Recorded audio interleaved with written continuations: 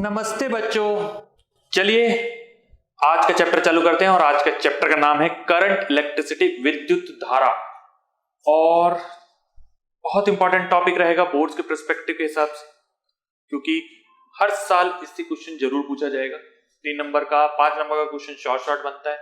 Metres are very important. Potentiometer एक बहुत important topic है इस चैप्टर में। कलर कोड से क्वेश्चन पूछा जाएगा। KVL and KCLs numerical question generate होगा। Combination of resistors, series, parallel, वहां से एक न्यूमेरिकल क्वेश्चन होगा। वोल्टेज डिवीजन, करंट डिवीजन, तो ये सब वो है। अब इनको एकदम शॉर्ट वर्जन में आपके सामने प्रस्तुत करेंगे और इनके आपको ना स्लाइड्स भी प्रोवाइड कर दूंगा। जो कुछ भी मैं आपको अभी यहाँ पर समझा रहा हूँ, तो आपको बस ध्यान से पूरे वीडियो को फॉलो करना है, एंड तक वीडियो को देखना है। आपका थ्योरेटिकल पोर्शन हम स्लाइड्स के थ्रू कवर करा देंगे। पीवाईक्यू मैं डिस्कस कर लूंगा। सिर्फ आप अच्छे से कॉपी खोल लीजिए, मोबाइल ऑन कर लीजिए, चैनल को सब्सक्राइब कर लीजिए और वीडियो को ध्यान से देखो। चलो करंट इलेक्ट्रिसिटी चालू करते हैं आज का टॉपिक।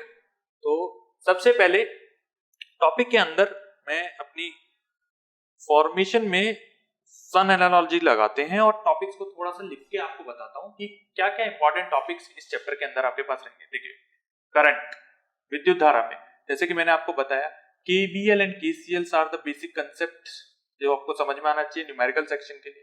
कॉम्बिनेशन, जिसमें आप सीरीज एंड पैरेलल रेजिस्टेंस सीखेंगे। इसी में आपके पास voltage division and current division वाला क्वेश्चन बनना स्टार्ट होगा। कॉम्बिनेशन में सीरीज का सीधा क्वेश्चन, पैरेलल का सीधा क्वेश्चन। इसी कॉम्बिनेशन के थ्रू मैं आपको पावर भी क्लियर करा दूंगा, दैट इज इलेक्ट्रिकल पावर। ठीक, उसके बाद जो फॉर्मेशन आता है, जैसे जैसे कलर कोड, एक सिंपल सा छोटा सा टॉपिक है, कलर कोडिंग ऑफ रजिस्टर्स। कुछ बेसिक टर्म्स भी निकल के आती हैं इस चैप्टर में स्टार्टिंग में, जैसे drift velocity v d, current density j, conductivity sigma, resistivity rho. और एक आएगा आपके पास इलेक्ट्रिकल मीटर्स, जिसके अंदर हम पढ़ने वाले हैं galvanometer, ammeter, voltmeter, meter bridge, Wheatstone bridge and potentiometer, विभव मापी। तो ये कुछ ओवरव्यू रहेगा, इसको भी हम एक बार डिटेल में चेक कर लेते हैं और आपके सामने लेके आते हैं topics of this chapter. Electric current की बेसिक डेफिनेशन क्या है वो समझते हैं। कन्वेंशनल डायरेक्शन ऑफ करंट है उसको समझते हैं। ठीक है, फिर हम पढ़ेंगे drift, velocity of electrons and current, current density, Ohm's law, resistance, resistivity, conductance and conductivity. एक इंपॉर्टेंट टॉपिक 7वां, temperature dependency of resistance. 3 marks question सीधा यहां से बन सकता है। इसके अंदर आपका ग्राफिकल अप्रोच कि टेम्परेचर एंड रेजिस्टेंस, रेजिस्टिविटी के साथ में क्या वेरिएशन रहने वाला है वो याद रखना है। थ्योरेटिकल कि व्हाई इट राइजेस और फॉल, इसको याद रखना है। ठीक है, कलर कोड पढ़ेंगे, सीरीज पैरेलल पढ़ेंगे, उसके बाद हम मीटर्स को स्टडी करेंगे, ईएमएफ पढ़ेंगे, electromotive force and inter resistance in the cell, series and parallel combination of resistors. तो ये ओवरव्यू ऑफ द चैप्टर हो गया और अब फटाक से चालू करते हैं। कंसंट्रेशन, ध्यान से सुनेगा तो सीख पाएगा, सुनेगा नहीं तो कुछ नहीं सीख पाएगा। मूवी नहीं है, करंट इलेक्ट्रिसिटी का चैप्टर है, बोर्ड्स बहुत करीब हैं, ध्यान से पढ़ो बेटा। ठीक है, चलो तो पहले व्हाट इज इलेक्ट्रिक करंट, इधर पे ही ध्यान दे लेते हैं। आखिरकार इलेक्ट्रिक करंट क्या है, एक सिंपल डेफिनेशन लिखते हुए आपको बताना होगा सामने वाले को कि आखिरकार इलेक्ट्रिक करंट डिफाइन, परिभाषित कैसे है। तो rate of flow of charge is known as electric current. यहां पर जो चार्ज हम बोल रहे हैं वो मेनली है इलेक्ट्रॉन। मेनली क्या, मेजॉरिटी मूवमेंट सिर्फ एक ही चार्ज पार्टिकल के पास है और वो है इलेक्ट्रॉन। तो movement of charge particle with respect to time को इलेक्ट्रिक करंट बोला जाएगा। डेफिनेशन बहुत वेराई करेगी, क्योंकि जब हम फॉर्मेशन में आएंगे I = NEBDA, तो वहां पर डेफिनेशन थोड़ा सा बदलाव लेंगे। बताने का एक तरीका है, बात वही है। तो चलिए चालू करते हैं। Next one will be electric current. तो हमारे पास डेफिनेशन आपके सामने प्रस्तुत है। क्या, electric current is defined as charge flowing through any section of the conductor in 1 second. जैसे कंडक्टर को थोड़ा सा डिफाइन किया जा सकता है यहाँ पर। जैसे हम किसी भी कंडक्टर को ले लें, जैसे कि आप लीजिए कि एल्यूमिनियम है, उसका एक सेक्शन ले लीजिए, ये उसका क्रॉस सेक्शन एरिया A है, that will be the length L। अब इस कंडक्टर में जहां पर ज्यादातर हम 2 टर्मिनल डिवाइसेस को पढ़ने वाले हैं, तो जो फ्लो ऑफ चार्जेस है, जैसे यहां पर इलेक्ट्रॉन्स, जैसे कंडक्टर डिफाइन कैसे किया जा सकता है, sea of electrons is known as conductors. बहुत सारे इलेक्ट्रॉन्स यहां पर पाए जाएंगे। अब इन्हीं के फ्लो, तो electric current is defined as the charge flowing through any section of the conductor in 1 second, unit time के अंदर जो चार्ज का फ्लो हो रहा है उसे इलेक्ट्रिक करंट कहेंगे। Mathematical formula I equal to q by t. इसी को हमने और अच्छे से करा है, तो dq upon dt if the rate of flow of charge varies with time. तो यहां पर समझ में आ गया कि I equal to dq upon dt। एक सिंपल सा न्यूमेरिकल क्वेश्चन अगर मैं तुमको यहीं पे समझा दूं कि I equal to dq upon dt में अगर मेरे पास q की इक्वेशन दे रखी है t के रिस्पेक्ट में t square plus t plus 1, अगर मैं इसको एक बार डिफरेंशिएट कर दूंगा तो यहां पर आ जाएगा 2t plus 1 at t equal to 1 second. Current कितना निकल के आ जाएगा sir? 2 plus 1 that is 3 ampere. Ampere is the SI unit of current. ठीक है, दिमाग में रखना है। सिंपल फर्स्ट डेरिवेटिव करते हैं, मेरे को चार्ज से करंट मिल जाता है। चलिए आगे बढ़े। तो डेफिनेशन क्लियर है अपने को। अगला है डिफरेंट टाइप्स ऑफ करंट। सही बात है, परिभाषा के बाद उसके प्रकार ही पढ़ना सबसे अच्छी बात होती है। परिभाषा है rate of flow of charge is known as current. मैं बार बार बोल इसलिए रहा हूं कि वीडियो देखते देखते ही आपको डेफिनेशन दिमाग के अंदर बसाइए, समझिए। हम बोर्ड्स के बहुत नजदीक हैं, बोलना नहीं। तो देखिए types of current, majorly 2 types of currents are there. एक होगा डीसी करंट, या फिर हम सीधा बोलें डीसी क्योंकि इसके साथ करंट आ ही जा रहा है। एक है डीसी और एक है AC, direct current and alternating current. एक आपको बहुत अच्छी डेफिनेशन मैं अपने थ्रू देता हूं कि डीसी जब भी आपको डिफाइन करना है व्हाट इज डायरेक्ट करंट, तो आप एक वर्ड में खत्म कर सकते हैं, that is F equal to 0, game over. AC define करना है F not equal to 0, game over. एक बार इसी चीज को जरा लिख लीजिए, कॉम्पिटिटिव एग्जाम में भी बहुत अच्छा काम आ जाएगा। बहुत सही कंसेप्ट फॉर्मेशन पे आता है कि जैसे हम करंट के टाइप्स पे आते हैं तो हमारे पास 2 टाइप्स ऑफ करंट निकल के आता है, that is DC and AC. DC को डिफाइन करिए F इक्वल टू 0, फ्रीक्वेंसी 0 है, और एसी में वहीं पर frequency is not equal to. और आप एक बहुत अच्छी डेफिनेशन लिख चुके हैं। इसी को वर्डिंग में लिखेंगे तो बोर्ड्स कवर है। The current where frequency is always 0 is known as direct current. The current where frequency is not equal to 0 is alternating current. याद रखिएगा, बहुत सही डेफिनेशन है। चलिए टाइप्स ऑफ करंट को थोड़ा सा और डिस्क्रिप्टिव वे में देखते हैं। आईटी कर्व प्लॉट करते हैं और कर्व के साथ समझते हैं कि टाइप्स ऑफ करंट क्या क्या है। तो देखिए, अगर आपका कर्व टाइम के रिस्पेक्ट में अगर आप चीज को देख रहे हो और आपका करंट में कोई भी वेरिएशन नहीं है, दैट इज फ्रीक्वेंसी इज 0, ऐसे करंट को मैं बोलूंगा डायरेक्ट करंट। उसके बाद a steady current which does not vary with time known as direct current. बहुत बढ़िया। वहीं पे आप क्या दिख रहे हैं, बी पार्ट में अगर आप देखते हैं तो टाइम के साथ एक वेरिएशन दिख रहा है, और वेरिएशन आप देखेंगे तो एक लीनियर वेरिएशन दिख रहा है। तो ऐसे करंट को हम क्या बोल सकते हैं, बी एंड सी। सी में अंतर यह है कि वेरिएशन एक लीनियर नहीं है, नॉन लीनियर कर्व है। मींस 5 में 5 ही बढ़ा, इस प्रकार की बात नहीं है। तो एक linear and non linear curve के वेरिएशन में varying current whose magnitude varies with time is known as alternating current. इनके अंदर में भी अल्टरनेशन आना स्टार्ट हो जाएगा। अब देखिए डी पार्ट अगर आपके पास आता है तो यहां पर एक नेचर है, दैट इज साइनसॉइडल नेचर में अगर चीज चल रही है। तो an alternating current is that current whose magnitude varies continuously and direction changes periodically. What is periodically? Periodically हम उस चीज को कह पाएंगे जो कि अपने आप को दोहराता है, एक निश्चित समय अंतराल में खुद को दोहराना पीरियोडिसिटी कहलाएगी। जैसे देखिए, अगर आप खाना खाते हैं और हर 2 घंटे में खाना खा रहे हैं तो आप पीरियोडिकली फूड को ईट कर रहे हैं। आप पढ़ रहे हैं और हर 2 घंटे में सब्जेक्ट को चेंज कर रहे हैं तो आप पीरियोडिकली सब्जेक्ट को चेंज कर रहे हैं। करंट का अब यहां पर एक और इंटरेस्टिंग फैक्ट है अल्टरनेटिंग करंट को लेके कि alternating current is an imaginative current. That's why एक इंपॉर्टेंट फैक्ट, और दैट्स वाई अल्टरनेटिंग करंट को हम कभी भी स्टोर नहीं कर पाते, हम सिर्फ डायरेक्ट करंट को स्टोर कर पाते हैं। फैक्ट को ध्यान में रखिएगा, एक्स्ट्रा मार्क्स यहीं से मिलते हैं। आप वही लिख के आएंगे जो सब लिख के आएंगे तो नंबर सबके जितना एवरेज ही पाएंगे।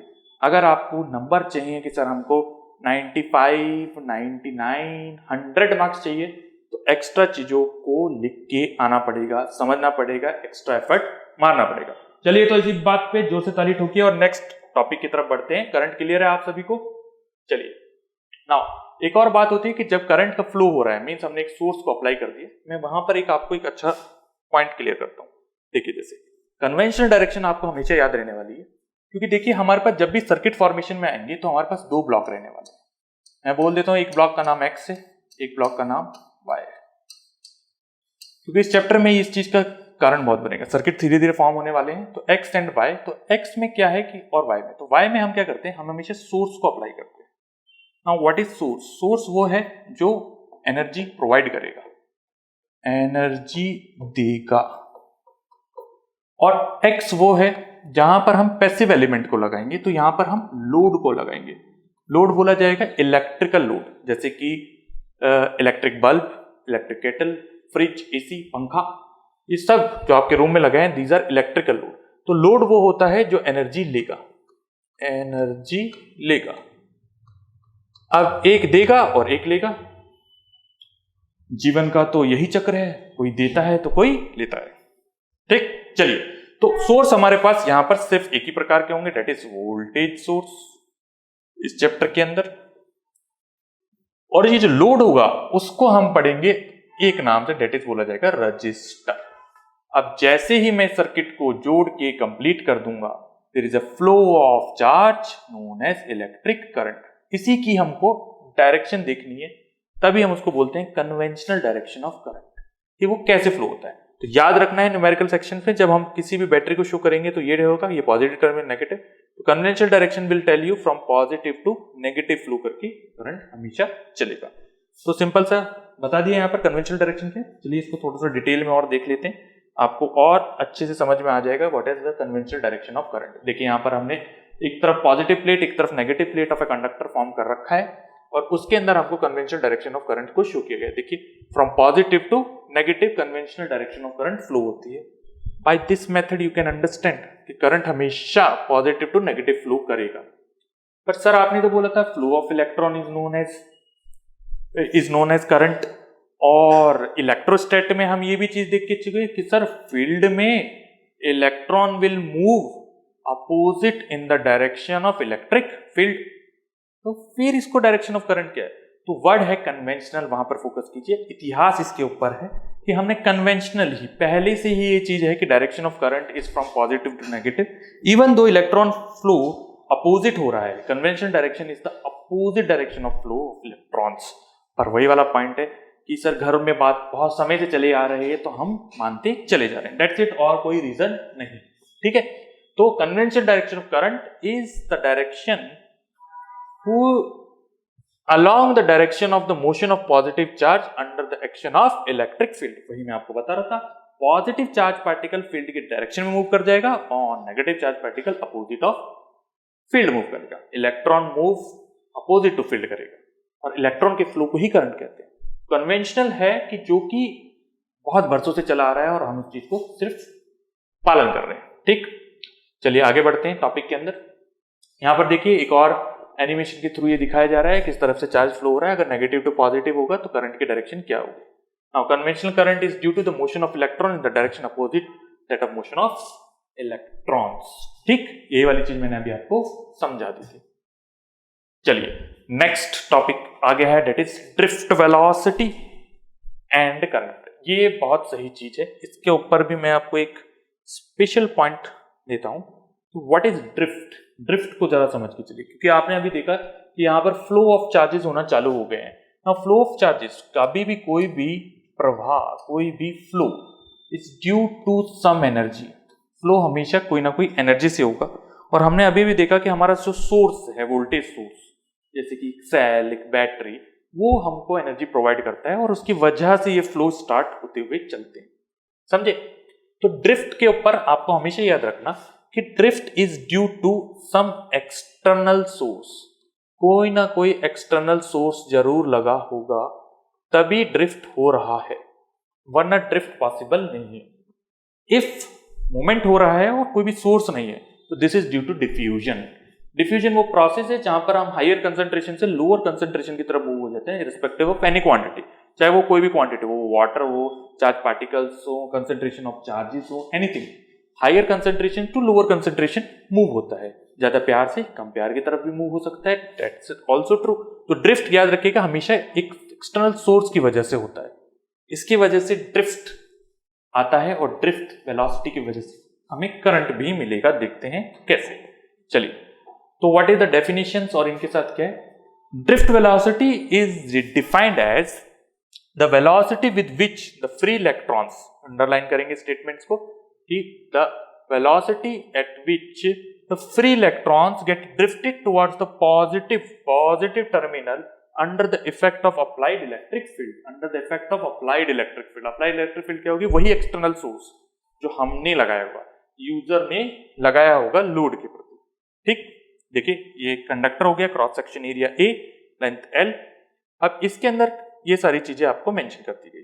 ठीक, यहां पर अब हमने एक सोर्स को कनेक्ट किया हुआ है, दिख रहे होंगे आपको साफ साफ पॉजिटिव एंड नेगेटिव टर्मिनल दिख रहे होंगे।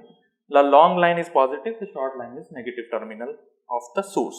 अब हमने इस सर्किट को कंप्लीट किया। सर्किट को कंप्लीट करने के बाद आपको क्लियर है इलेक्ट्रोस्टैट के चैप्टर में from positive to negative electric field travel कर जाती है। पॉजिटिव से ओरिजिनेट होती है, नेगेटिव में टर्मिनेट होती है। तो दैट्स व्हाई इस तरफ हमारे पास टोटल पॉजिटिव नेचर है, इस तरफ नेगेटिव नेचर है। तो इलेक्ट्रिक फील्ड की direction is from this side. तो अब आप देखिएगा कि Vd ड्रिफ्ट वेलोसिटी किस तरफ होती हुई चल रही है। Now this is the direction of drift velocity. तो और now this is the direction of current. इस तरीके से वो पूरा का पूरा सर्किट कंप्लीट हो जाता है। यहां पर हमारे पास फॉर्मूला जनरेट होकर मिल गया है हमको, व्हाट इज Vd। चलिए इसको थोड़ा सा और डिस्क्रिप्टिव वे में समझाते हैं ताकि आप डेरिवेशन को भी समझ पाएं, और थोड़ा सा जब नंबर 5 नंबर में ऐसा क्वेश्चन आने लग जाए तो आप और लैंग्वेज को यूज कर पाए। ठीक है, तो देखिए जब हम करंट को डिफाइन कर रहे थे तो हमारे पास एक बहुत सही फॉर्मूला जनरेट हो जाता है, that is I should be equal to, in this conductor also it is applicable, NeVDA, where this N is free electron density. Density defined as number of electrons per unit volume. बहुत अच्छे से आपको यहां volume दिखाई दे सकता है, this is area of cross section and this is the length. तो मैं लिख सकता हूं साफ साफ number upon A into L, क्योंकि यहां पर जो टर्म्स आने वाली हैं बस इंटरचेंजेबल होंगे। आपको एक फिजिकल क्वांटिटी को दूसरे फिजिकल क्वांटिटी की टर्म्स में लिखना आना चाहिए और आप हर न्यूमेरिकल क्वेश्चन, हर थ्योरेटिकल डेरिवेशन को कर पाएंगे। ठीक है, अब जैसे यहां से मैं Vd को देख पा रहा हूं तो यही हमारा ड्रिफ्ट है। इसके लिए भी तो अब मैं एक फॉर्मूला जनरेट कर सकता हूं, किस तरह मैं लिख सकता हूं कि Vd should be equal to I upon NeA, क्योंकि आपको ये फॉर्मूला समझ में आना चाहिए कि sir Vd equal to Ne by M, ये कैसे आप लेके आए हो इनटू टाउ, ये है टाउ। तो क्लास के अंदर जब हम रहते हैं तो बहुत अच्छा एनालॉजिकल बिहेवियर होता है कि एक्सपेरिमेंट परफॉर्म करा देते हैं, और इन क्लास हम बच्चों को इलेक्ट्रॉन बना देते हैं, क्लास को कंडक्टर बना देते हैं, और हम बन जाते हैं स्रोत, प्रेरणा स्रोत। ठीक है, देखिए जब हम क्लास में होते means teacher is not present in the class, तो सारे बच्चे एक रैंडम मोशन कर रहे होते हैं, मींस सारे इलेक्ट्रॉन रैंडमली मूव कर रहे हैं, और उस रैंडमनेस के चक्कर में क्या हो जा रहा है कि जो नेट करंट हो रहा है वो जीरो हो जा रहा है। देखिए चार्ज का मोशन तो है पर करंट जीरो है, उस चीज को याद रखिएगा। Means when source is not present, means कि तेरे पास V जीरो है, सोर्स नहीं है, तो I नेट तेरे पास जीरो निकल के आता है, even though there is a motion of charge particle. Motion है पर करंट नहीं है, तो रीजन क्या बन रहा है, क्योंकि मोशन रैंडम है। तो वेक्टर अलजेब्रा का यूज करते हुए नेट निकल के आ जा रहा है जीरो। बिल्कुल सही बात सर। अब सोर्स को कनेक्ट जैसे ही मैंने करा तो सोर्स ने एनर्जी प्रोवाइड करी, और टीचर की क्लास में एंटर होते ही सारे बच्चे यूनिडायरेक्शनल फ्लो में मूव होना स्टार्ट हो गए। तो सब किस तरफ, बोर्ड की तरफ देखना चालू हो जाते हैं, और वहां पर काम चालू होता है करंट का। Now it will be a drift. अब हमको कुछ टर्म्स को यहीं पे क्लियर करना है, जैसे रिलैक्सेशन टाइम, उसके बाद आता है mean free path, lambda, relaxation time tau. ये आखिरकार क्या चीजें होती हैं, वही चीज यहां पर मेंशन की है। इसको हम टेम्परेचर डिपेंडेंसी में भी पढ़ सकते हैं, वहां पर भी क्लियरिटी आपको मिल जाएगी, पर आप फॉर्मूले को बाय हार्ट करने की कोशिश कीजिए बेटा। देखिए जैसे 1D वाले चैप्टर में 11th क्लास जब चलता है तो हमको ये क्लियर रहता है कि sir acceleration is equal to velocity upon time. तो मैं यहां से वेलोसिटी को लिख सकता हूं एक्सीलरेशन इनटू टाइम, बट हम अभी करंट इलेक्ट्रिसिटी में पढ़ रहे हैं तो हमारे पास ये जो टाइम फैक्टर रहेगा इसको हम रिप्लेस कर देंगे टाउ से, where tau is known as relaxation time. बहुत सिंपल एग्जांपल से मैं आपको इसको समझाऊंगा कि रिलैक्सेशन टाइम आखिरकार क्या होता है। ठीक है, थोड़ा सा हिंट यहां पर दे लेंगे तो आपको भी अच्छा लगेगा। क्या होता है कि जब हम टेम्परेचर राइज करते हैं कंडक्टर के अंदर, तो मूवमेंट ऑफ इलेक्ट्रॉन्स क्या होता है, रैंडम नेचर को पकड़ता है, वो इधर से इधर होने लगते हैं। जस्ट लाइक अगर आपके ही रूम में टेम्परेचर को बढ़ा दिया जाए, आग लग जाए, तो आप स्टडी तो बैठे नहीं रहेंगे, आप मूवमेंट करने लग जाएंगे। और जब वेरियस इलेक्ट्रॉन्स आके आपस में टकराते हैं और उन कंसेक्यूटिव दो कोलिजन, एक टक्कर हुई, now moment of charge particle इधर हुआ, अब एक और कोलिजन हो रहा है, ठप, इन दोनों के बीच में लगने वाले जो समय है उसको रिलैक्सेशन टाइम कहते हैं। अगर अभी भी नहीं क्लियर हुआ तो सिंपल सी बात है, जैसे मैंने आपको सामने बैठाया और एक चांटा लगाया, आपने आज सही से पढ़ाई नहीं करी, और एक चांटा लगाते ही मैंने दूसरा चांटा लगाया, तो इन दोनों स्लैब्स के बीच में जो टाइम बचेगा वो रिलैक्सेशन टाइम है, उतना ही आपको रिलैक्स करने का टाइम मिलेगा। एक बॉक्सर ने एक पंच दिया और दूसरा पंच तभी की तभी आ गया, तो बीच का टाइम ही रिलैक्सेशन टाइम कहलाएगा, उतना ही समय हम थोड़ा सा बस रिलैक्स का टाइम है।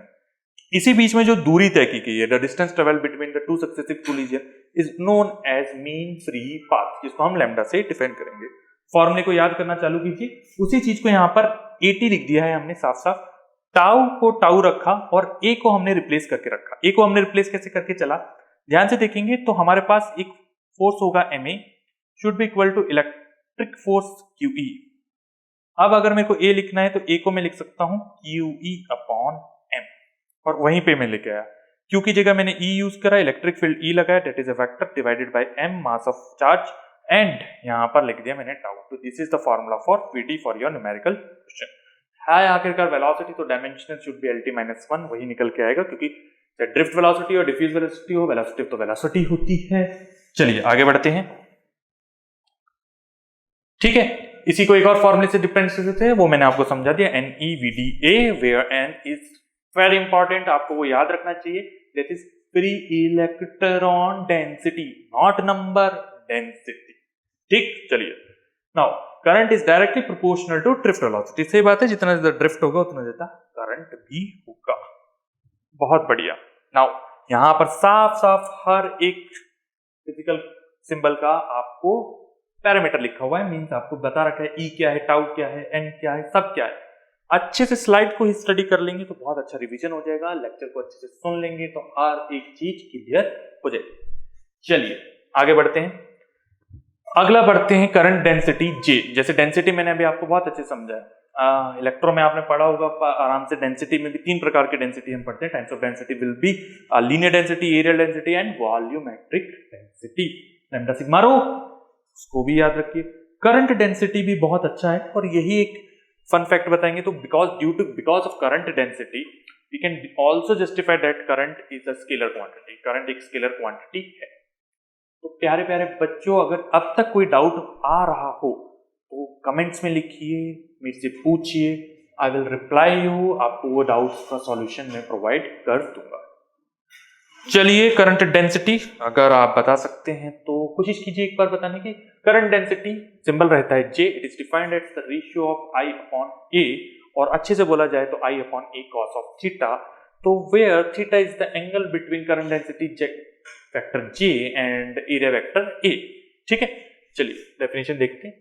Current density at a point within a conductor is the current through a unit area of conductor around that point provided the area is perpendicular to the direction of flow of current at that point। Definitely जैसे ही उन्होंने इस definition के अंदर हमने perpendicular word fix करा तो हमने fix कर लिया है उस चीज को, पर इट कैन ऑल्सो वेरी, ठीक है।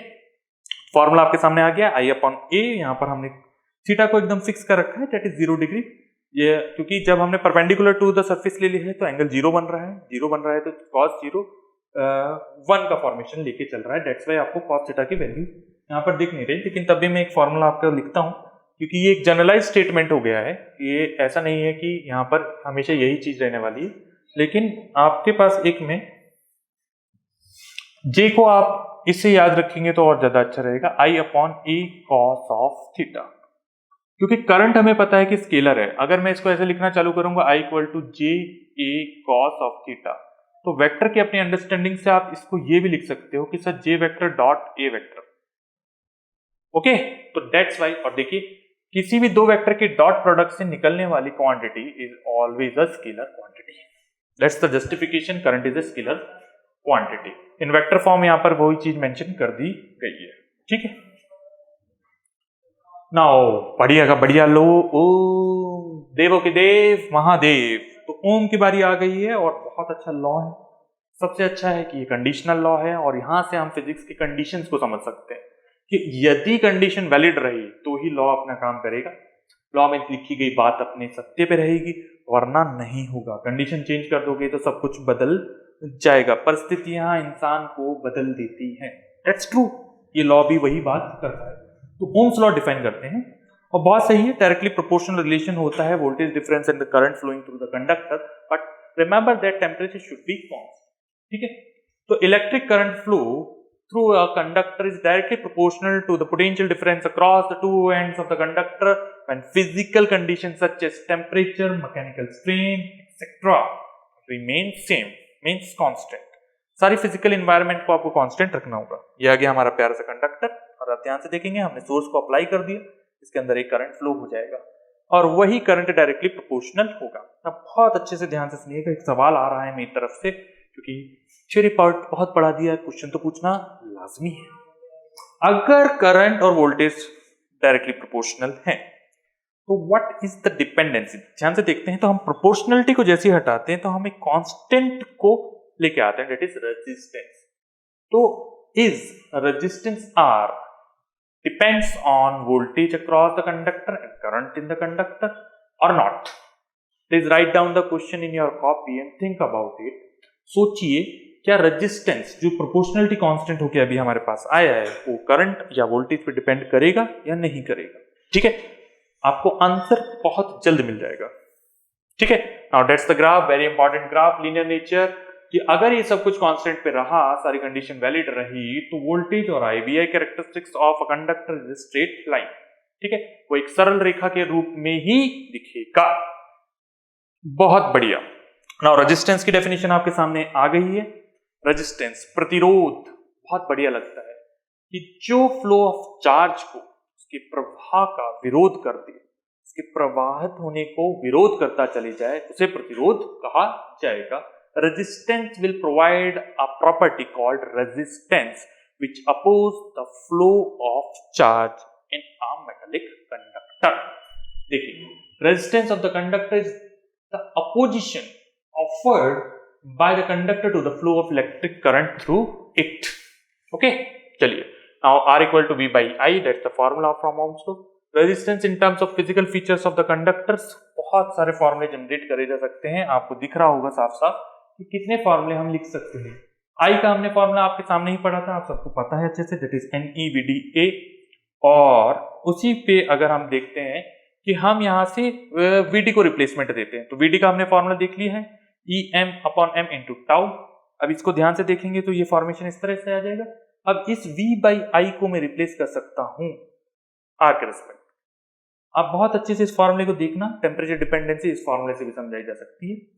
ML upon NE square A tau, ये tau is the relaxation time. अगर all the physical quantities are constant, then resistance is inversely proportional to relaxation time. Remember that, याद रखना। इससे ही temperature dependency हम समझेंगे बहुत अच्छी तरीके से। ठीक है, दिस आर द फॉर्मूला।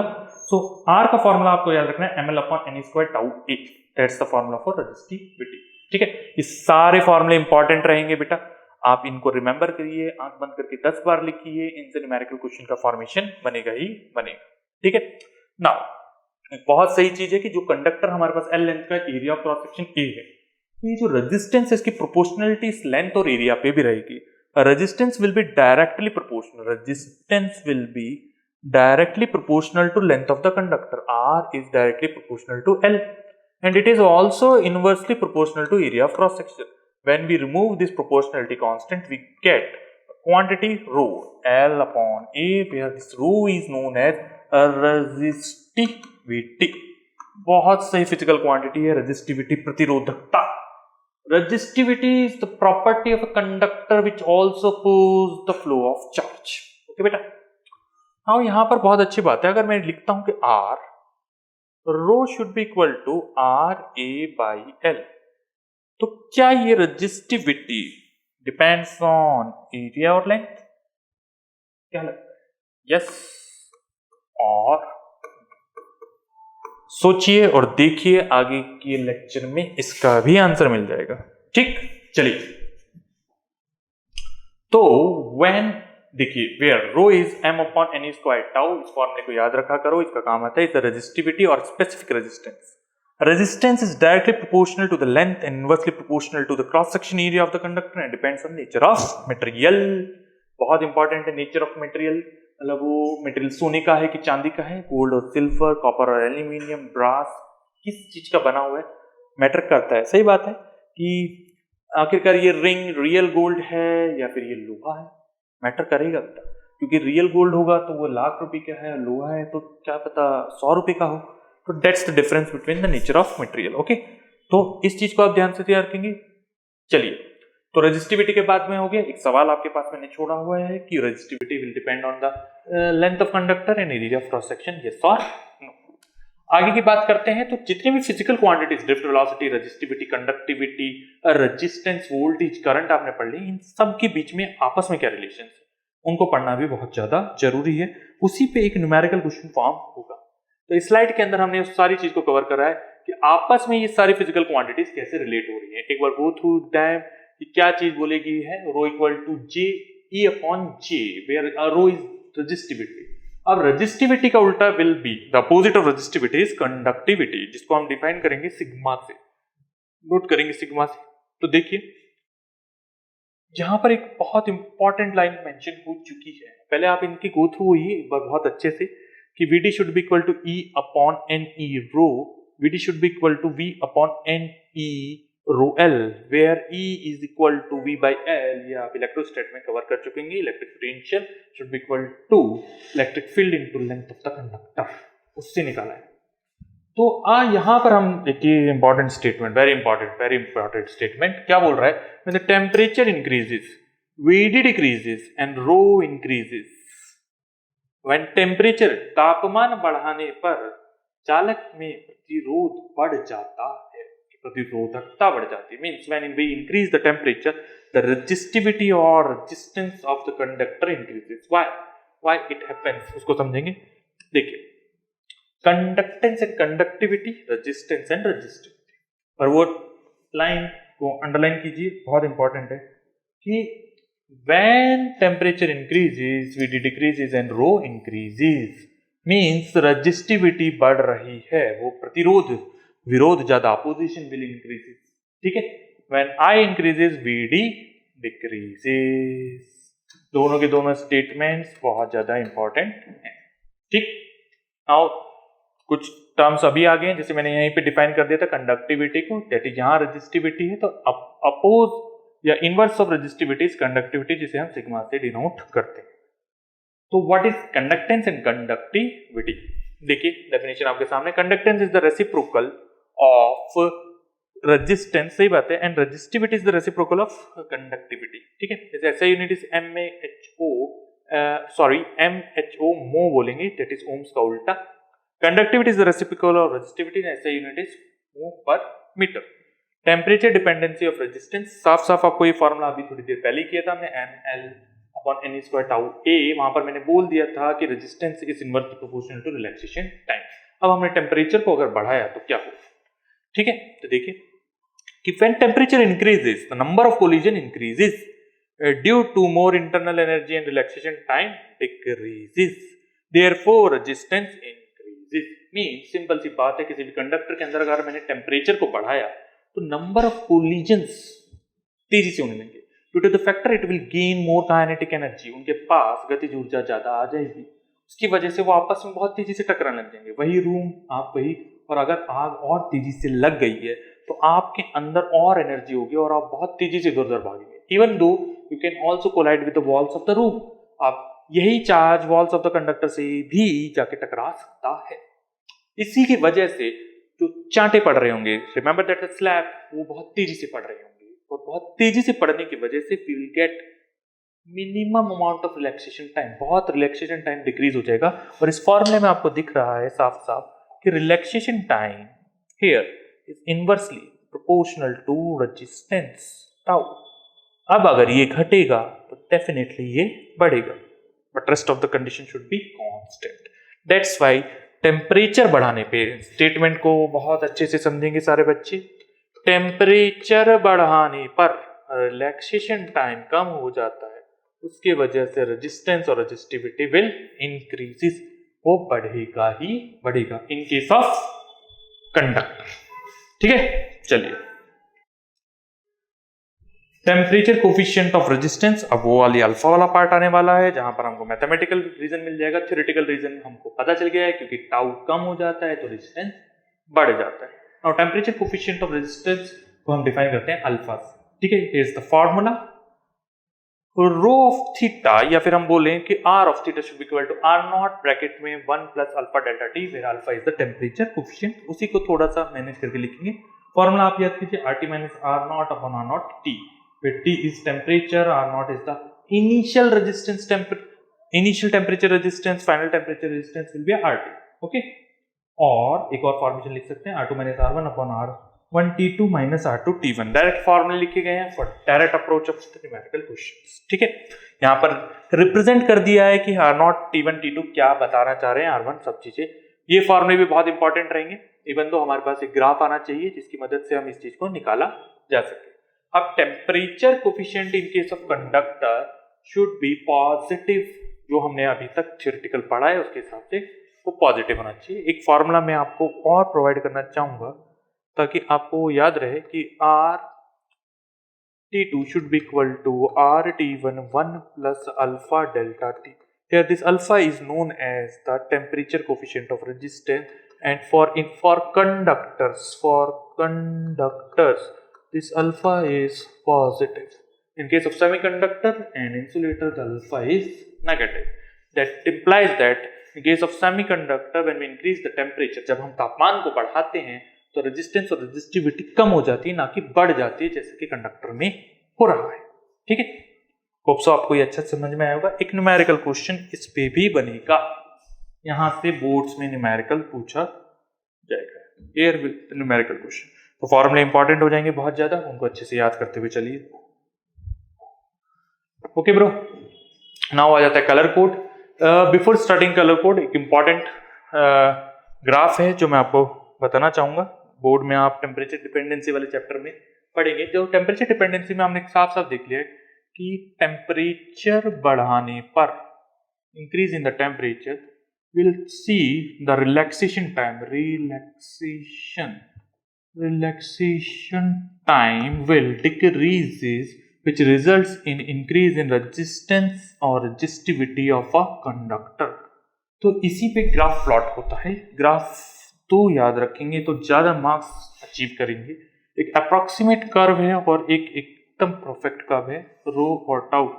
ये दोनों के बीच में प्लॉट किया जा सकता है, या तो रो या फिर आर। यहाँ पर हमारे पास टी रहने वाला है, टी याद रखिए, यहाँ पर टाइम नहीं, ये टेम्परेचर प्लॉटिंग रहेगी। इधर पे भी कैपिटल टी ले लेते हैं, that is temperature plotting. So the curve should be like this, straight line with intercept of R not initial resistance, और a non linear curve with intercept also with R not.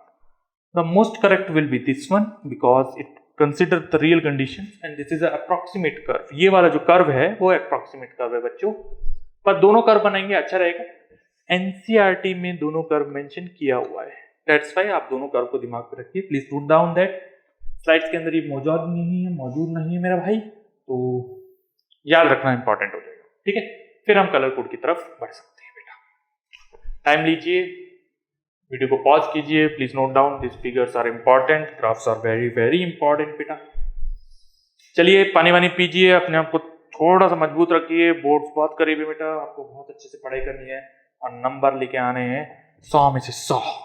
चलिए colour code, colours को देख के resistance की value को बताना is the colour coding of resistance. ठीक है, देखिए एक सिंपल रेजिस्टेंस को दिखाया गया है विद वेरियस ऑफ कलर्स, लेकिन कलर कोड का फिगर इसके अंदर क्या है, बहुत सिंपल से आपको मैं एक कंसेप्ट प्रोवाइड करता हूँ कि चार वैल्यूज को देख के, चार कलर्स को देख के हमको बताना होता है कि what is the value.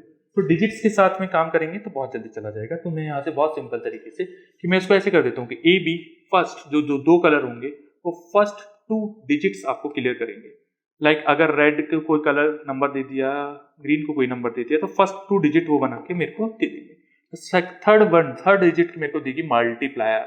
Multiplier क्या होगा बेटा, वो 10 की पावर x में ही काम करेगा। And last digit will be your error.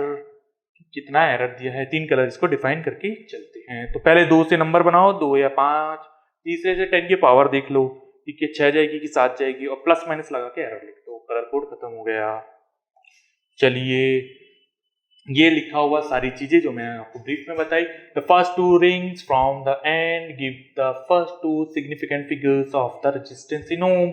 The third ring indicates the decimal multiplier. Okay, the last ring indicates the tolerance, that's the error, in the percentage about the indicated value. Example is here, very very important example, ध्यान से देखिए।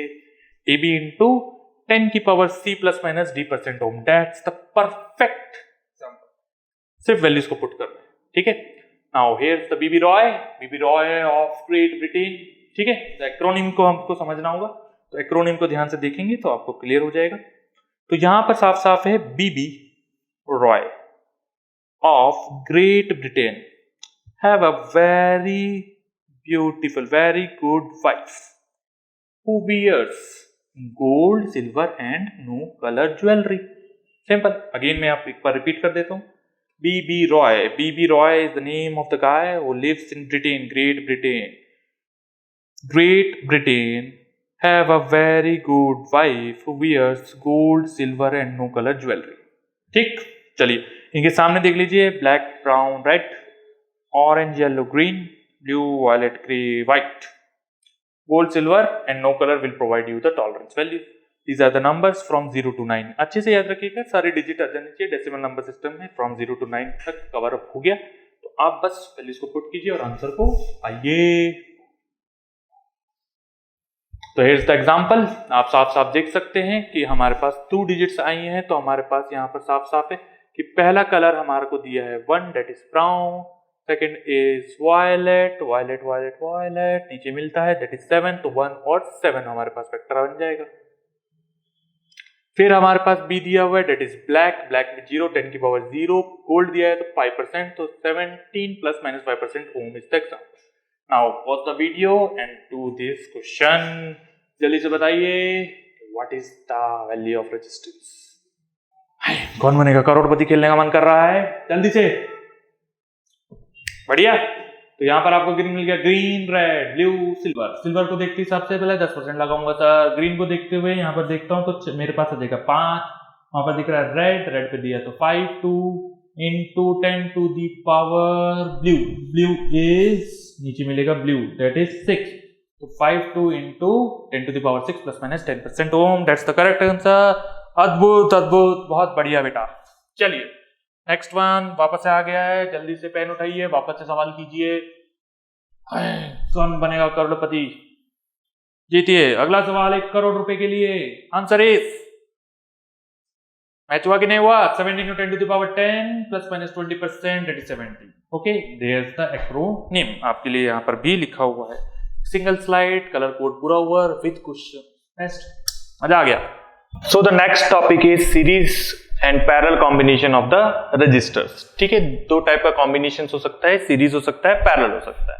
इसी को एक बार मैं पहले आपको brief में इंट्रोडक्शन दे देता हूं।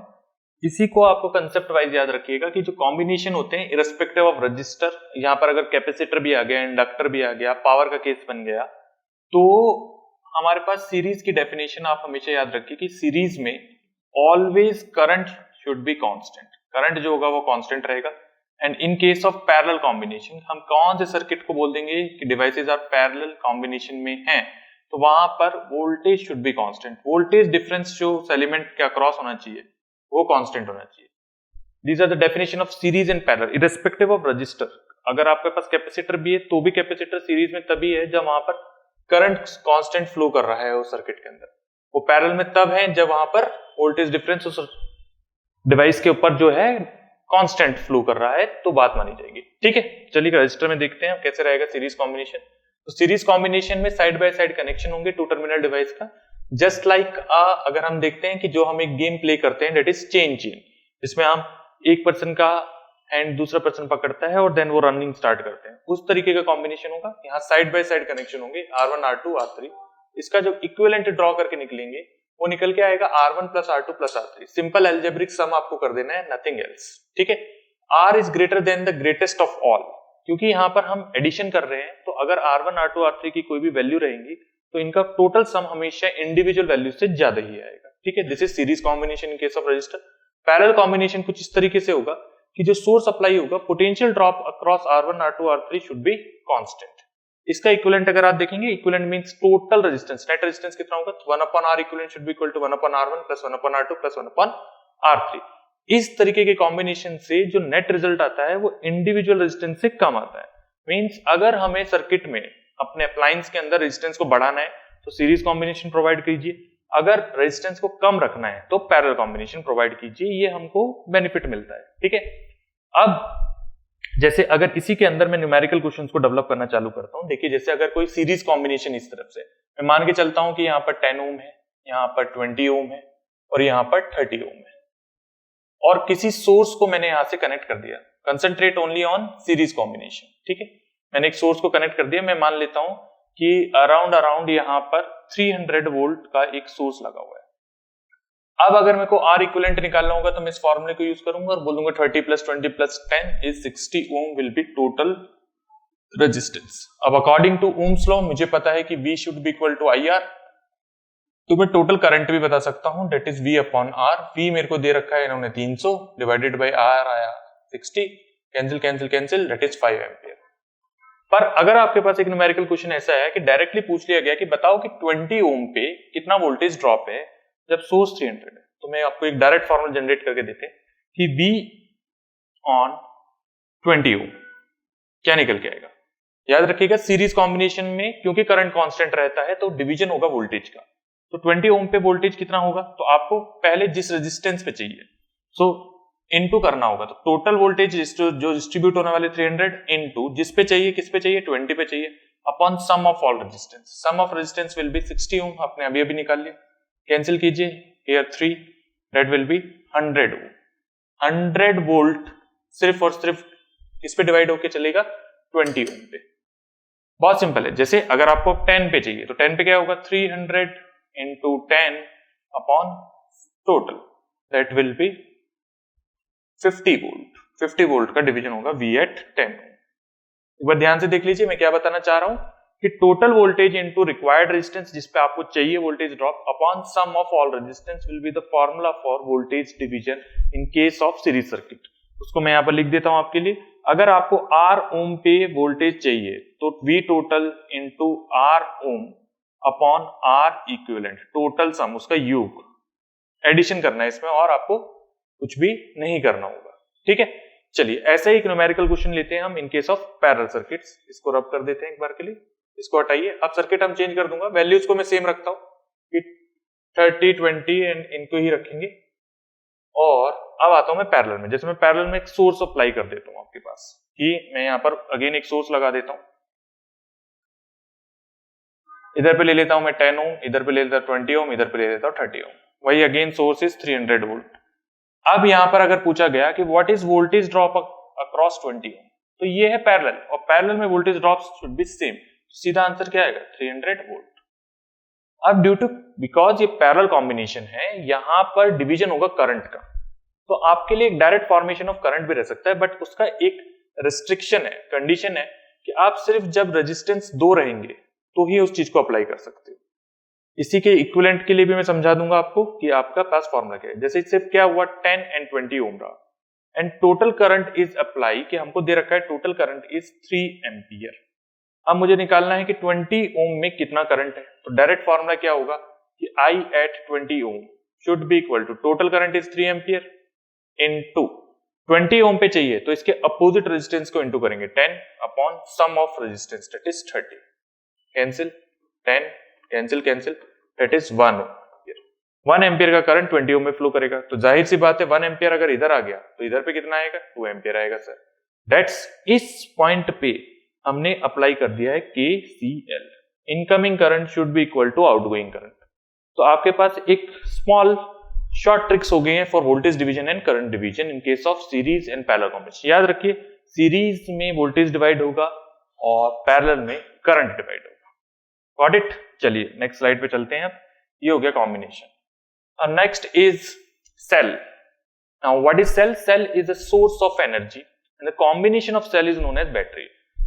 सेल के संयोजन को ही बैटरी कह दिया जाएगा उनको जोड़ देते हैं तो बैटरी का फॉर्मेशन हो जाएगा, नथिंग एल्स। और सेल एक सोर्स ऑफ एनर्जी है जो कि सर्किट में चार्जेस को वो एनर्जी प्रोवाइड करेगा जिसकी वजह से वो पूरे सर्किट में घूम पाएंगे। Got it? तो चलिए, सोर्स ऑफ ईएमएफ हमको पढ़ना चाहिए।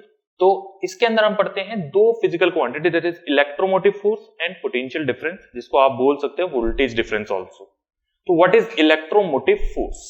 तो the electromotive force is the maximum potential, electromotive force is the maximum potential difference between the two electrodes of a cell when no current is drawn from the circuit। देखिए यहां पर no current, when current is zero circuit must be in open state, उसको याद रखिए।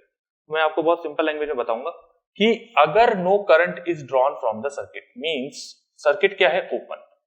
Open circuit के case में, open circuit means एक और इजी लैंग्वेज क्या होगी कि जो मेरा स्विच होगा वो रहेगा ऑफ, तो स्विच इज ऑफ स्टेट रहेगी, तब मैं टर्म यूज करता हूं ईएमएफ। ईएमएफ यहां पर इसकी फुल फॉर्म है इलेक्ट्रोमोटिव फोर्स। एक और चीज याद रखेंगे, ये कोई किसी प्रकार की फोर्स नहीं है, ये एक मिसनोमर है। जैसे नाम कुछ और काम कुछ और, उस प्रकार की बात है। यहां पर फोर्स का वर्ड यूज किया गया है पर ये फोर्स नहीं है, जबकि यहां पर ये एक तरह की स्टोर्ड एनर्जी है जो कि सर्किट में वो प्रोवाइड करेगा for flow of charge, for flow of charge, जिसकी वजह से चार्ज फ्लो होना स्टार्ट करता है। ठीक है, तो सिंपल याद रखिएगा, न्यूमेरिकल क्वेश्चन में जब भी अप्लाई किया गया सर्किट इज ओपन तो देन उसको ईएमएफ कहा जाएगा। ठीक, चलिए आगे बढ़ते हैं।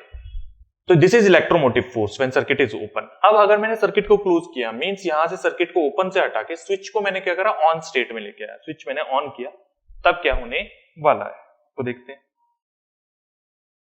तो comparison of EMF and PD, PD means यहां पर पोटेंशियल डिफरेंस की बात आएगी, उसके बीच में कंपैरिजन को पता करते हैं। तो पोटेंशियल डिफरेंस तब होता है जब सर्किट क्लोज्ड होगा, मींस जब मैंने स्विच को ऑन स्टेट में लेके आ गया, जैसे आपने जो स्विच को दबाया, आप देखते होंगे लाइट तुरंत जल जाती है, तो वो ऑन स्टेट ऑफ स्विच कहलाएगी। तब हमारे डिवाइस में वो पोटेंशियल डिफरेंस होगा उसके क्रॉस, और वही potential difference in case of parallel combination क्या होता है? कांस्टेंट होता है।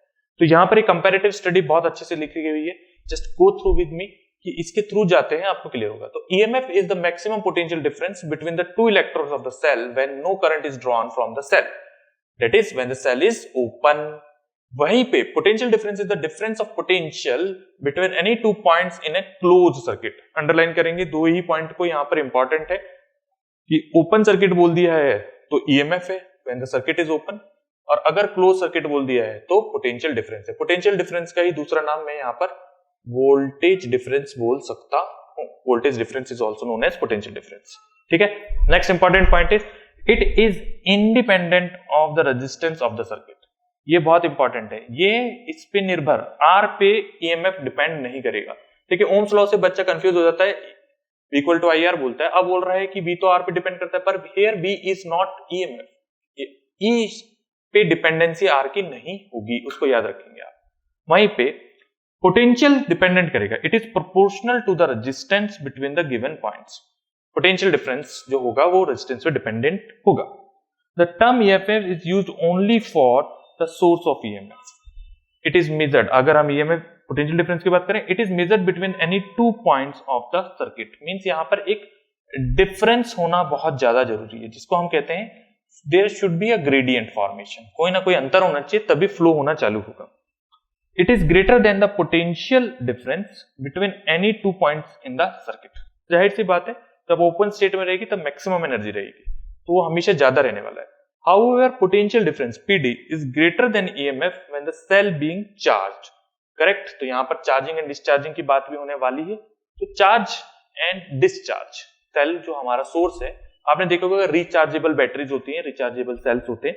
आपका फोन एक बहुत अच्छा एग्जांपल है इसका। आपके फोन के अंदर एक ऐसी बैटरी लगी है जिसको आप रोज चार्ज करते हो और आप देन उसको यूटिलाइज करके रोज डिस्चार्ज कर देते हो। तो पीडी क्या है? तब ज्यादा होता है जब in the case of charging, उसको भी मैं अभी इक्वेशन वाइज आपको समझा दूंगा। ठीक है, होप सो आपको difference between EMF and potential difference समझ में आ गया। याद रखिएगा, ओपन है तो ईएमएफ, क्लोज्ड है तो पोटेंशियल डिफरेंस, काम खत्म।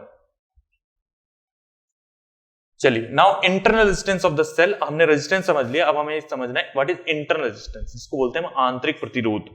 अंदर, it's a property of the material.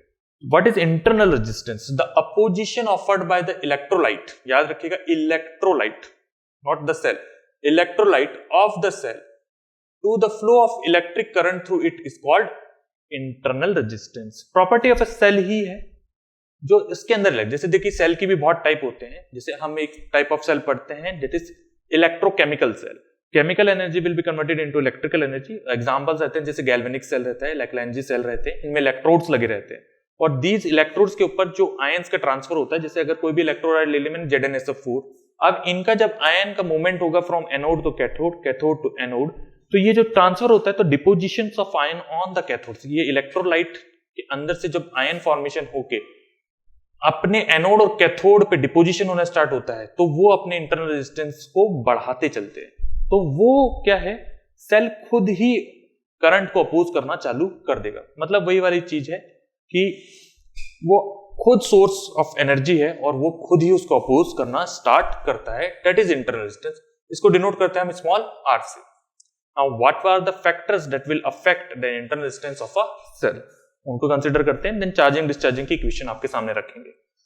Larger the separation between the electrodes of the cell, more the length of the electrolyte through which current has to flow and consequently a higher value of internal resistance। Simple सी बात है, जो small r है वो distance between two electrode, जैसे ये एक anode है ये कैथोड है, इनके बीच का ये जो अंतर होगा इस पे डिपेंडेंसी जरूर होगी।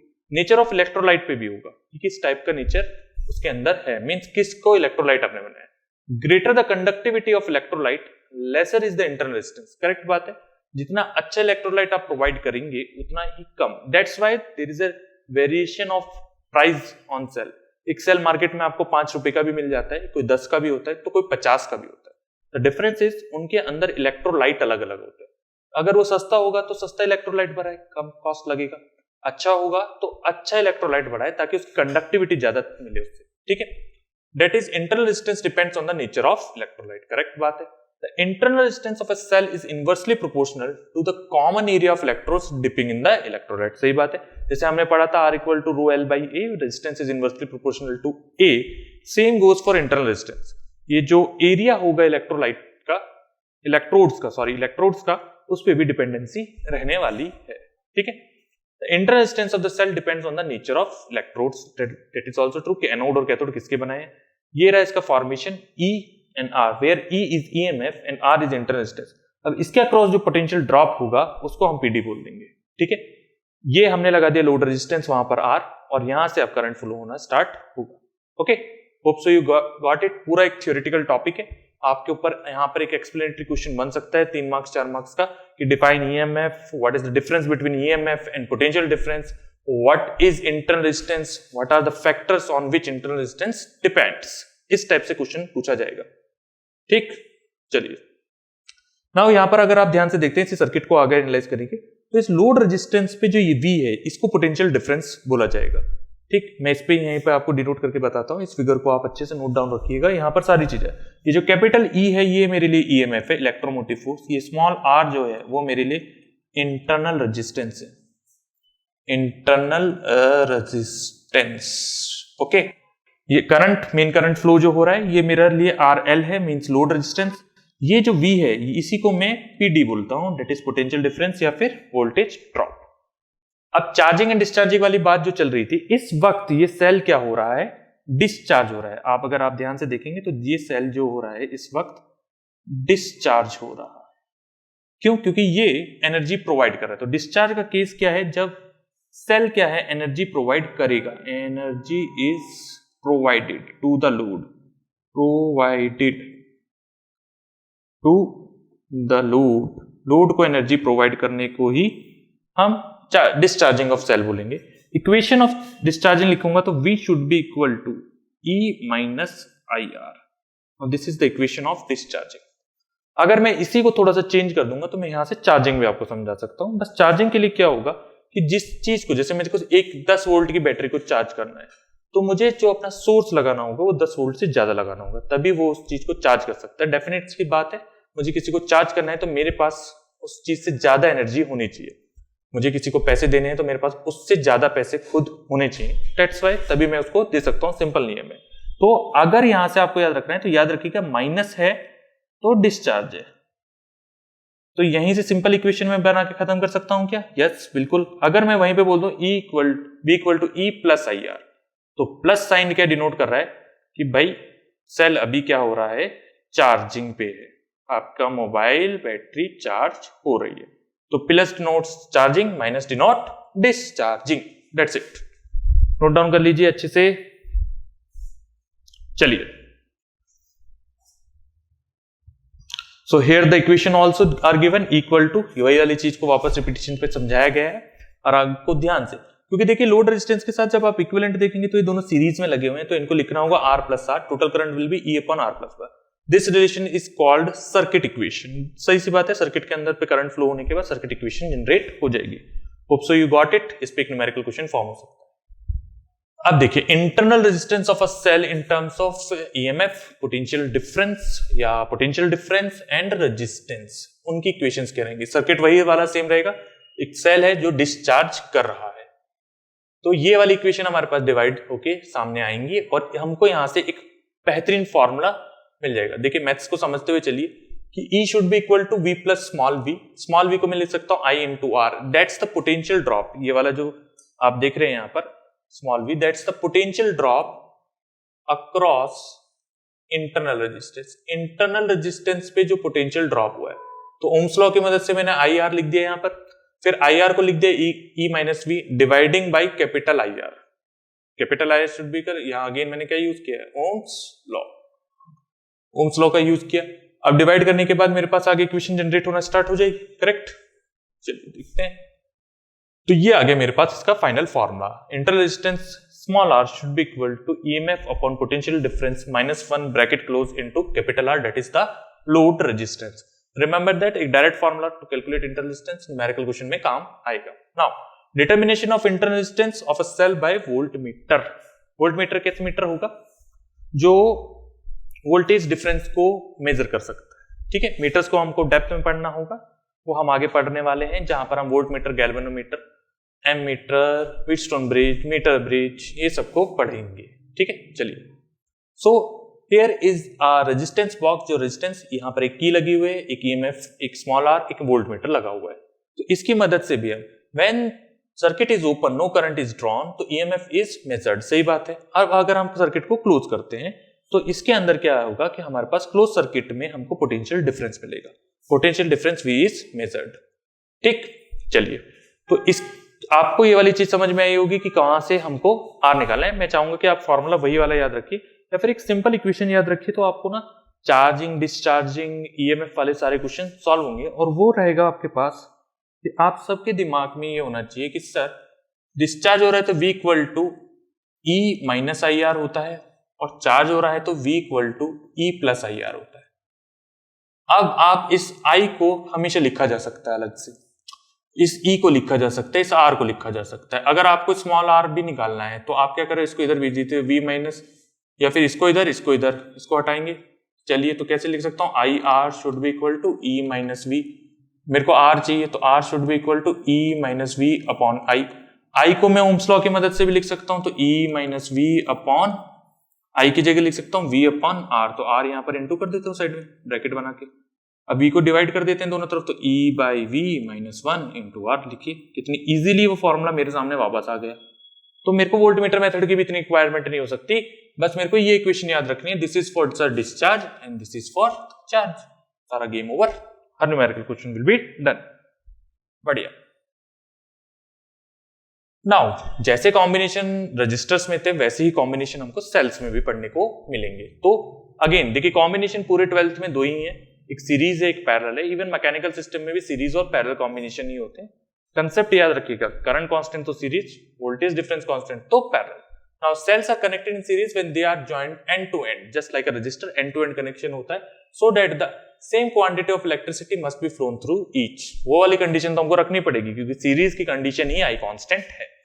सो यहाँ पर एक सेल है, अब देखिए इसको एंड टू एंड कनेक्शन हम प्रोवाइड करेंगे तो हम उसको सीरीज कॉम्बिनेशन कहेंगे। यहां पर हमने एंड टू एंड कनेक्ट करके एक RL से कनेक्ट कर दिया। अब आराम से केवीएल के थ्रू भी हम इनके टोटल पोटेंशियल को लिख सकते हैं, ठीक। करंट फ्लो होगा और वहां पर जाएगा, करंट शुड बी सेम तभी सीरीज रहेगा। तो नोट क्या रखने की बात वाली है कि इंपॉर्टेंट पार्ट क्या है, उस चीज को कंसिडर करके the EMF of the battery is the sum of individual EMF.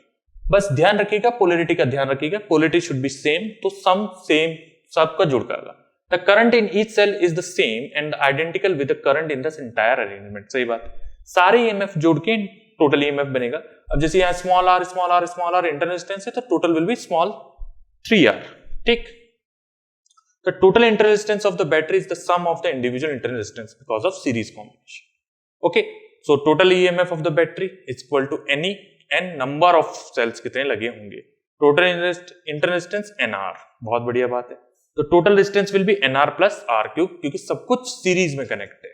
चलिए, तो current should be NE upon NR plus R। Definitely बहुत इजीली बात है कि आपने एक सेल से सीरीज में 10 सेल और लगा दिए, तो N हो गया 10, तो 10E।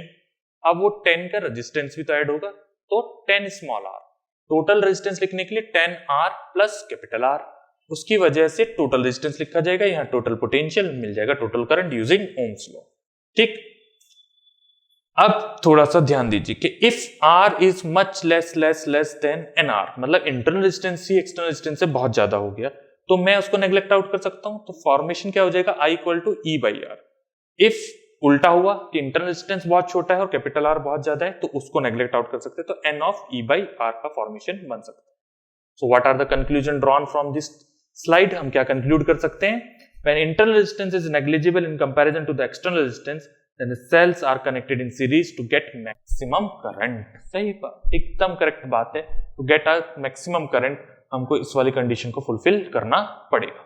ठीक है, चलिए अब आते हैं अगले कॉम्बिनेशन पे, that is cells in parallel combination, जहां पर potential difference across the element should be constant। तो definition will be cells are said to be connected in parallel when they are joined positive to the positive end and the negative to the negative end, such that current divided between the cell is same। ठीक, ये देखिए कुछ इस type से figure draw होगा कि and to end connection नहीं रहेगा। अब मेरा पॉजिटिव पॉजिटिव से कनेक्ट है और नेगेटिव नेगेटिव से कनेक्ट रहेगा, तो मैं ऐसे कॉम्बिनेशन को parallel. Now what should be have to be noticed कि यहां पर एक नोट रहने वाला है कि ध्यान से रखिएगा, the EMF of the battery is the same as that of single cell. क्यों? क्योंकि वही पैरेलल को जस्टिफिकेशन प्रोवाइड करने वाला है, पैरेलल में पोटेंशियल ड्रॉप सेम होना चाहिए। Next point will be the current in the external circuit is divided equally among the cell. सही बात है, ये वाली करेक्ट बात है, current should be divided equally ताकि पोटेंशियल डिफरेंस सेम रहे। Next point, the reciprocal of the total internal resistance is the sum of the reciprocals of the individual internal resistance. Okay, so total EMF of the battery is E, क्योंकि यहां पर सब कुछ same रहने वाला है parallel की वजह से। रेजिस्टेंस क्या पैरेलल में लगे हुए हैं, तो R बाई N हो जाएगा, जस्ट लाइक सीरीज में NR हुआ था, तो यहां पर R बाई N होने वाला है। अगला, the total resistance of the circuit is R by N bracket plus external resistance जो कि उसके साथ सीरीज में कनेक्ट हुआ है। So current should be equal to NE upon NR plus R। अब यहां पर भी हमारे पास कंडीशन बनेगी कौन ज्यादा कौन बड़ा, उसकी वजह से हमको एक कंक्लूजन मिल सकता है। If R is much less than R by N, then I should be NE by R। If R by N is much less than R, then I equal to E by R. So what will be the conclusion we have to draw? When the external resistance is negligible in comparison to the internal resistance, then the cells are connected in parallel and get maximized current. Offer तो उसको वही करना है, इसलिए consideration maximum current पे ही रहेगा। तो यहां पर हमारे पास combination of cell series and parallel, go through the slides in my lectures, आपको हर एक चीज क्लियर रहेगी। If you have any doubt regarding combination of cells, please comment below. चलिए, तो यहां पर हो गया खेल खत्म।